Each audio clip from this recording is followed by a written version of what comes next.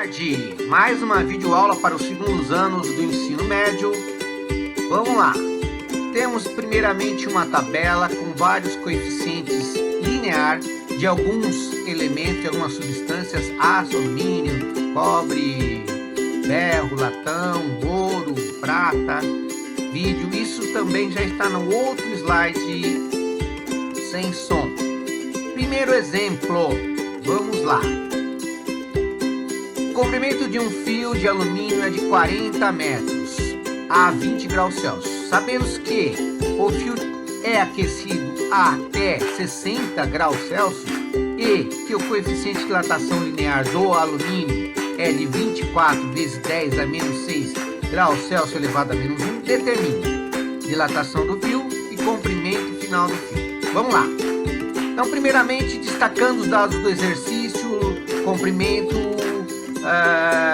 ΔT e o ΔT, que é a variação da temperatura, 40 graus Celsius, e o coeficiente linear do alumínio, 24 vezes 10 a menos 6 graus Celsius. Substituindo na fórmula, ΔL é igual a L0 vezes alfa vezes ΔT. Então, 40 vezes 24 vezes 10 a menos 6 vezes 40. Então, primeiramente, eu vou fazer 40 vezes 40, que é 1.600. Depois, multiplicar por 24. E depois, andar com a vírgula para a esquerda, né? Então, o total aí, a variação do comprimento deu 0,0384. No segundo item, calculando 40 mais 0,084, temos o comprimento final do fio, que é 40 metros, 0,0384 metros. Então, recapitulando os dados, o exercício item A e B, estão aí as duas respostas, né? O comprimento foi dado em metro, temperatura em graus Celsius, tudo certinho. Vamos ao segundo exemplo. Dilatação superficial. Segundo exemplo, uma placa retangular de alumínio tem 10 centímetros de largura e 40 centímetros de comprimento, a temperatura de 20 graus Celsius. Essa placa é colocada num ambiente cuja temperatura é de 50 graus Celsius. Sabemos que o coeficiente de dilatação da área, né, é 46 vezes 10 a menos 6 graus Celsius elevado a menos 1. Calcular dilatação superficial da placa e área da placa nesse ambiente. Então, começando com a área inicial, 10 centímetros de largura, 40 centímetros de comprimento, lado vezes lado, 400 centímetros quadrados. Aí, calculando a dilatação superficial, né?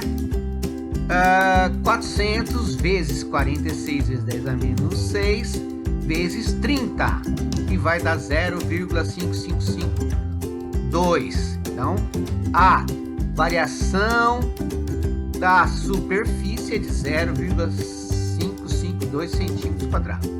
Então, a pergunta B, vamos calcular a área final. Então, a área final nada mais é que a área inicial mais a dilatação que ocorreu. Então, 400 mais 0,552 dá um total de área final 400,552 centímetros quadrados. Então, nós vimos nesse exemplo dilatação superficial. Tá? Lembrando que a gente usa o beta na superficial. Terceiro exemplo, dilatação volumétrica. Um paralelepípedo a 10 graus Celsius possui dimensão 10 vezes 20 vezes 30 centímetros, sendo constituído de um material de coeficiente de dilatação térmica linear. Olha que interessante, está dando a linear. 8 vezes 10 a menos 6 graus Celsius elevado a menos 1.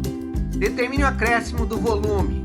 Se ele deu o coeficiente de dilatação linear, eu tenho que calcular o coeficiente de dilatação volumétrica. Então, eu vou multiplicar esse coeficiente por 3. Então, 8 vezes 10 a menos 6 vezes 3 vai dar 24, vezes 10 a menos 6 graus Celsius elevado a menos 1. E, calculando a variação do volume, eu tenho volume inicial, 6.000, que é 10 vezes 20 vezes 30. O lambda, que é o coeficiente de dilatação volumétrica, né, que agora é 24 vezes 10 a menos 6, vezes a variação de temperatura, 110 menos 10, 100 graus Celsius. Portanto, a variação do volume, 14,4 centímetros quadrados. Um abraço! 14,4 centímetros cúbicos.